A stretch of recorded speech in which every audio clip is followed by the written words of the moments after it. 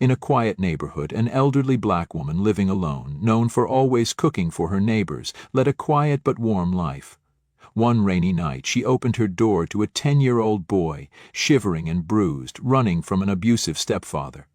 She didn't ask questions, just brought him in, fed him, protected him, and called the police. Years later, that same boy, now a federal judge, returned to repay her and asked to call her mom. Before we dive in this story, let us know where you're watching from. We love to hear your thoughts. In the quiet corner of a Georgia neighborhood where porches creaked with time and magnolia trees bowed gently over cracked sidewalks, there stood a modest little house at the end of Willow Street. It wasn't grand nor freshly painted, but it had something no real estate agent could list: a soul.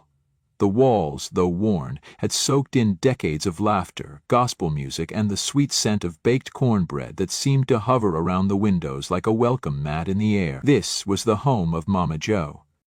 Mama Jo wasn't anyone famous. She didn't hold degrees on her wall or drive anything newer than her weathered Ford pickup that wheezed on cold mornings. But everyone on Willow Street and beyond knew her. Some called her the porch saint. Others simply called her Mama. She had a way about her, the kind that made you feel like you belonged, even if you were just passing by. Mama Jo was 50 years old, though you'd never hear her say it out loud. Age was something she wore not as a burden, but like an old quilt, faded in places, patched with memory, but still warm and beautiful. She lived alone, not by misfortune, but by quiet choice.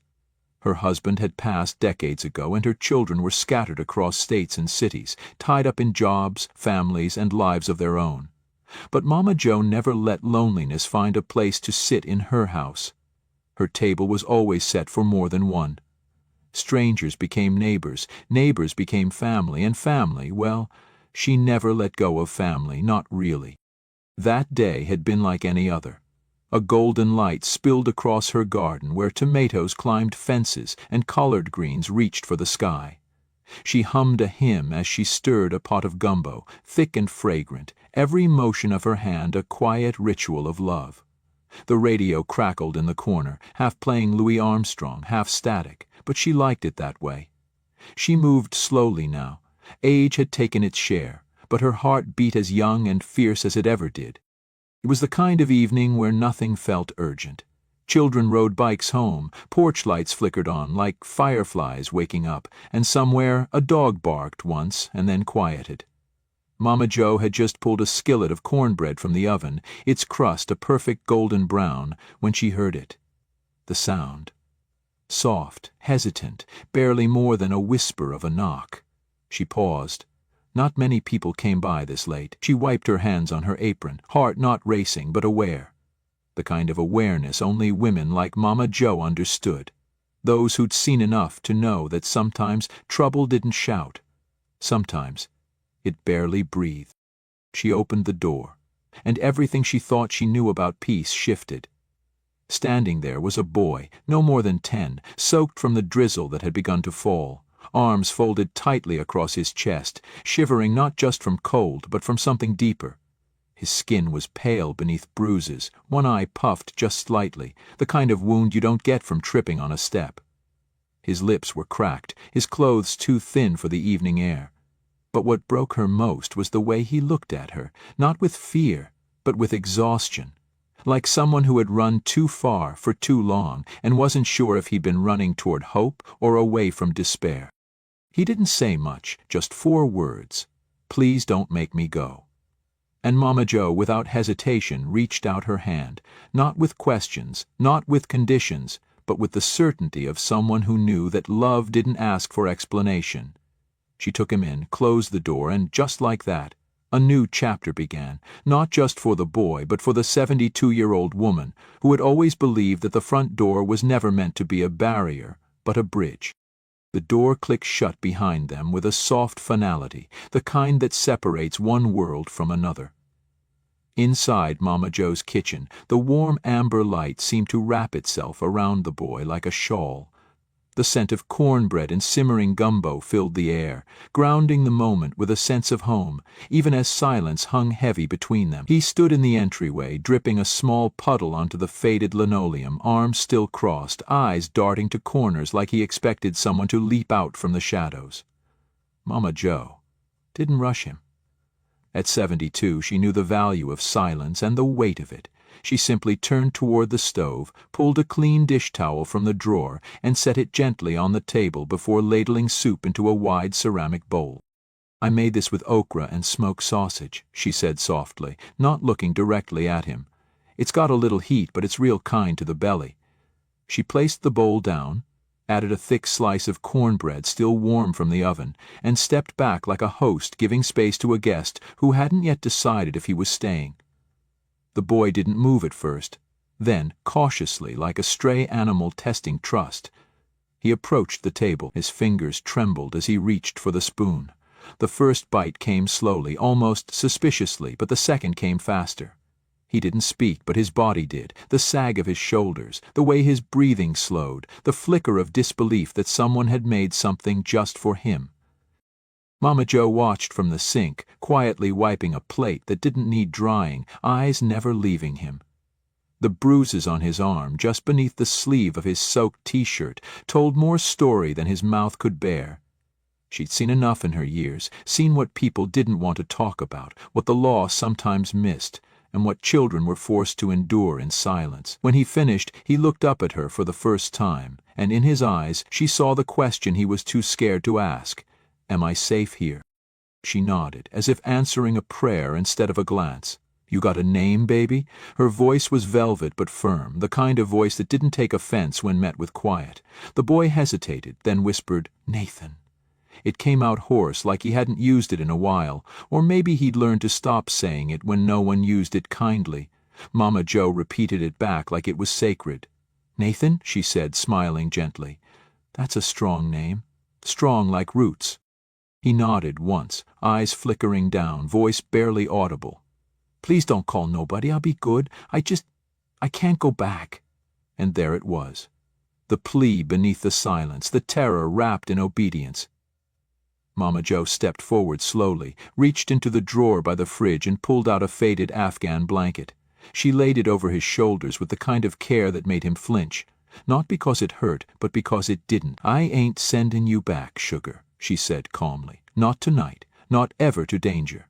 But I do have to call someone who can help you the right way. You're safe here till then, you hear me?" His lip quivered at that, and for the first time a tear slipped down his cheek. It didn't fall with a sob. It just rolled, silently, like it had been waiting for permission. Mama Joe cupped his cheek gently, her thumb brushing away the tear with all the reverence of a mother tucking in her child. She left him at the table and stepped into the next room, picking up the rotary phone that clicked with each turn of the dial. Her voice was steady as she gave her name and address to the local police dispatch, instructing that an officer trained in child welfare respond and that no uniforms or flashing lights disturb the child who'd just begun to breathe again. By the time she returned, Nathan was curled on her couch, wrapped in the Afghan, the empty soup bowl resting carefully on the coffee table beside him. He was already dozing, the kind of sleep that only comes after long, hard fear. Mama Joe sat beside him, not saying a word, one hand resting lightly on his shoulder, her presence a silent promise. She knew the system didn't always get it right, but until the morning came and someone knocked with answers, she would hold the night like a shield around this boy and make sure, for once in his life, he was not alone. The hours passed quietly, wrapped in the soft ticking of the old wall clock and the occasional groan of wind brushing against the windows. Outside, the rain had slowed to a whisper, the kind that barely kissed the porch steps but left the air thick with memory. Inside, Mama Joe didn't sleep. She sat in her worn armchair across from the couch, a knitted shawl draped over her shoulders, hands folded in her lap. Her eyes never left Nathan. There was something sacred about watching over someone who didn't yet know how to ask for protection. She had done it before, fostered, fed, and held too many broken pieces in her lifetime, but this boy had walked in with a silence that shouted, and a stillness that trembled beneath every breath. At dawn, when the light pressed gently through the lace curtains, she finally heard the knock. It was firm, not aggressive, and when she opened the door it was just as she'd asked. No sirens, no uniforms, no floodlights. A woman stood there, mid-40s maybe, hair pulled back, clipboard in hand, eyes calm but alert. Her name was Mrs. Raymond, a caseworker with the Department of Family and Children's Services. She spoke in low tones, respectful ones, and Mama Joe appreciated that. Nathan was still asleep on the couch, curled in the blanket like it was a cocoon. They sat in the kitchen, just out of earshot, drinking weak coffee and sharing hard truths. Mama Joe described the bruises, the fear in the boy's eyes, the way he flinched at kindness. Mrs. Raymond nodded slowly, taking notes with a mechanical pencil that scratched softly against her clipboard. "He's run before," she murmured, more to herself than anyone else. But this time someone actually opened the door. When the time came to wake him, Mama Joe did it herself.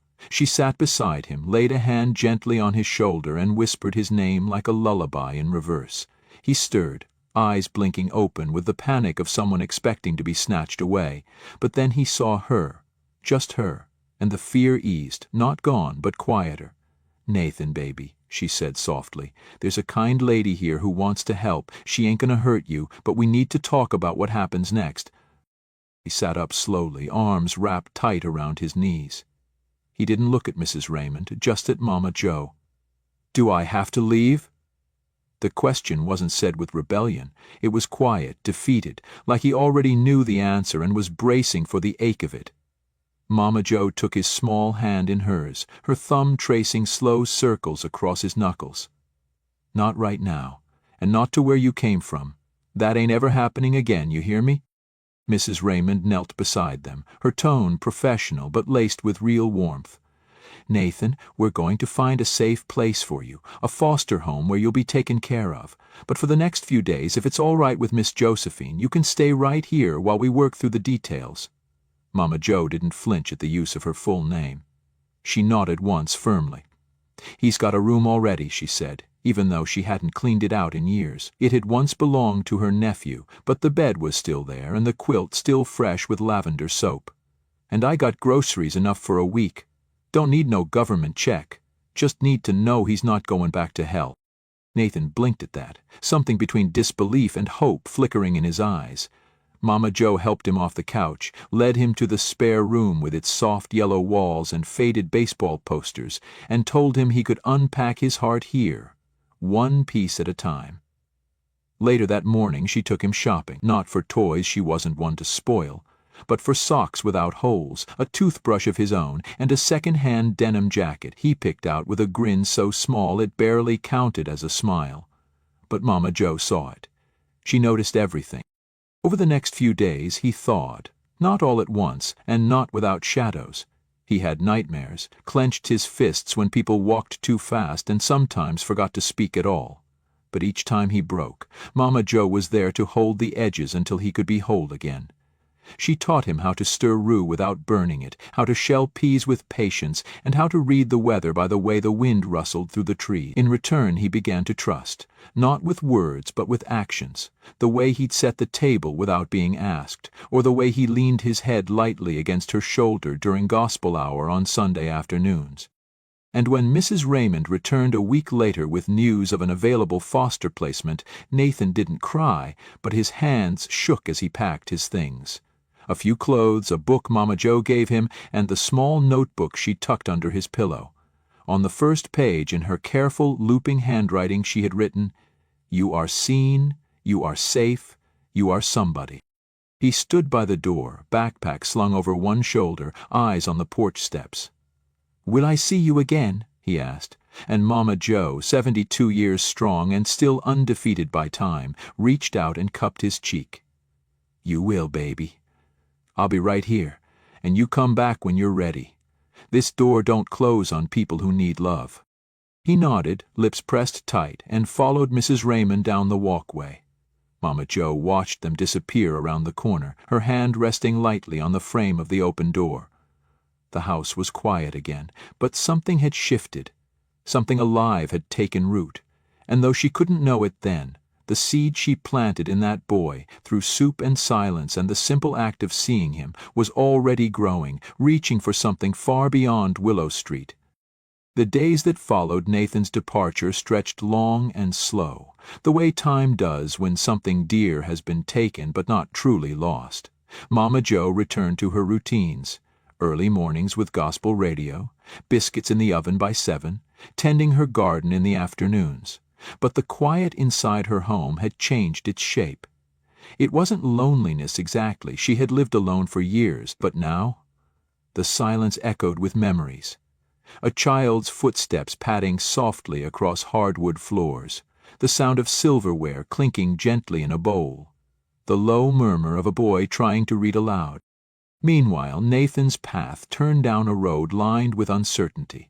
The foster home was safe, at least on the surface. Clean clothes, steady meals, a bedroom of his own, but nothing tasted like Mama Joe's gumbo, and no one said his name with the softness she had. His new guardians were kind but distant, doing their best through the thick fog of the system. School was worse. He was quiet, out of step, often alone. Other kids teased his silence, misunderstood it as arrogance or awkwardness. He read her words every morning before homeroom, fingers tracing the ink like it was holy script. You are seen, you are safe, you are somebody. That single page became his compass. It didn't fix everything, not at first, but it steadied him. In middle school, he joined the debate team, surprising even himself. He discovered that words could be armor, logic a kind of sword. In high school, he won state competitions. He graduated top of his class. On scholarship, he walked into college determined not just to succeed, but to build something bigger than himself. Years passed like chapters in a well-worn book. Nathan went on to law school, clerking under respected judges, volunteering for youth defense programs, carrying within him the sacred duty of protection. He still had no parents of record, no legacy handed down through blood, but he carried Mama Joe's words like inheritance. For Mama Joe, life slowed with grace. Her hands became stiffer, her steps more deliberate, but her fire never dimmed.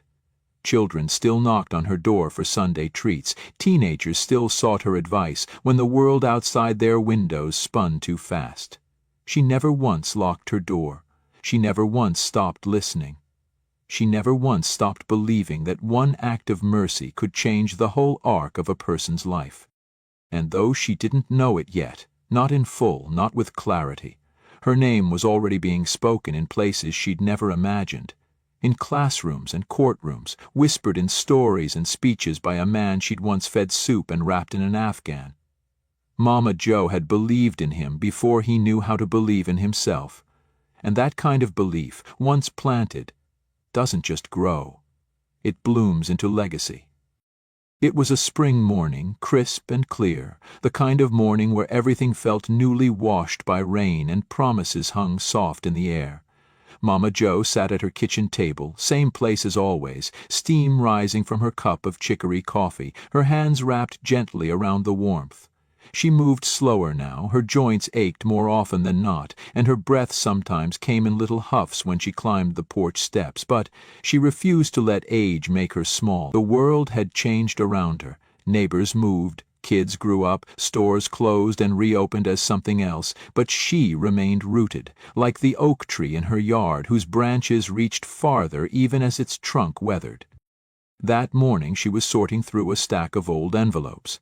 Some were bills, some were circulars she'd never read, but one caught her eye, a thick, cream-colored envelope with no return address, just her name, written in the same clean handwriting she hadn't seen in person for years but could recognize blindfolded. Her fingers trembled slightly as she opened it. Inside was a single sheet, folded crisply. At the top, embossed in deep blue ink, were the words, United States District Court. She paused. Her breath caught. Below that, a letter, brief but saturated with something heavy and holy. Dearest Mama Joe, tomorrow I am being sworn in as a federal judge. There will be cameras, reporters, speeches. I have been asked to speak about my journey, to tell the story that led me to this bench. I will, but I wanted you to have these words first, because none of that, the title, the robe, the law, is mine without you. You saw me when I was invisible. You fed me when I was starving for more than food. You gave me a name worth answering to. You are the reason I stand where I do, not as a survivor, but as a man who belongs. And tomorrow, when they ask me who helped build me, I will say your name out loud so the world will know it too. I love you, Mama. Always have. Always will. Your son, Nathan. The letter trembled in her hand as she laid it on the table. Her eyes, now moist with the weight of memory, drifted to the window. She didn't need anything else in that moment, not applause, not awards, not parades. Her heart was full in a way that left no room for regret. She had always believed in the small things. Warm meals, listening ears, a place to rest your feet. And now one of those small things had grown into something mighty. She could see Nathan in her mind, tall and sure, standing in front of a room full of people who would hang on every word he spoke, unaware that the strongest thing in that room was a memory of an old woman in Georgia who once poured soup into a chipped bowl and said, "You're safe now." And then came the broadcast. It was aired nationally, streamed online, shared across feeds and headlines. Mama Jo didn't own a computer, but her neighbor's son, Jamal, brought over his laptop and set it up right on her coffee table. "You need to see this, Miss Jo," he said, smiling like he was in on a secret that was about to bloom. She sat upright, hands clasped as the screen flickered and a seal appeared. The seal of the United States District Court. Then Nathan appeared, older now, elegant in his black robe, shoulders broad, voice as deep and steady as gospel. His speech began with the usual honors, the expected nods. But then, without pause or shame, he told them about her. He told them about a night long ago when a broken boy knocked on a stranger's door and was met not with suspicion, but with soup and silence and love.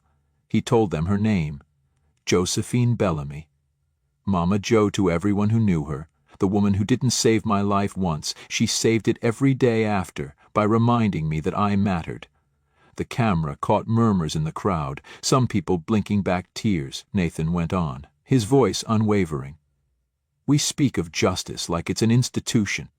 But for me, justice began with a 72-year-old woman's hands holding mine steady over a pot of gumbo. She taught me what dignity looked like, what mercy sounded like, and what it meant to belong. Mama Jo said nothing, not even when her name rang out in that marble courtroom. She just sat quietly, her hand resting on her chest, as if trying to hold in the swell of something larger than breath. The neighbor boy sniffled. "You're famous now," he teased, and she smiled softly. "Baby," she whispered, "I've been famous to the only heart that ever mattered." But Nathan wasn't done. The next morning, while dew still clung to the grass and birds called from the trees, a car pulled into her driveway, a sleek black sedan, windows tinted, quiet as a whisper. The door opened, and there he was. Taller, grayer at the temples, but still Nathan, still hers. She opened the screen door before he even knocked. He didn't say anything at first. He just walked up the steps, wrapped his arms around her fragile frame, and held on like he was anchoring himself to the earth. "I came home," he murmured. "I'm not here to visit, Mama. I'm here to stay. If you'll have me, I want to take care of you now." And just like that, without fanfare, the door that had once opened to save a boy now opened again to welcome home a man who had kept his promise, a man who had never forgotten the hand that fed him not just food, but hope.